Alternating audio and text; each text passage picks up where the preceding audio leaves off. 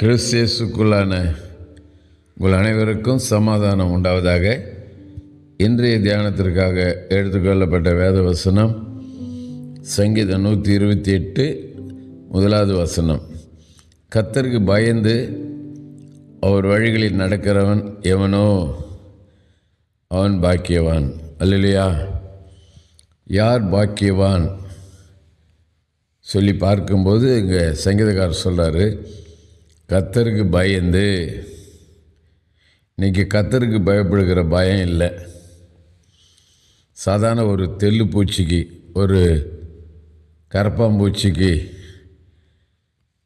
பயப்படுற பயம் கூட சிருஷ்டித்த, படைத்த, பேர் சொல்லி அழைத்த, தாயின் கருவிலை தெரிந்து கொண்ட ஆண்டவருக்கு பயப்படுறதே இல்லை.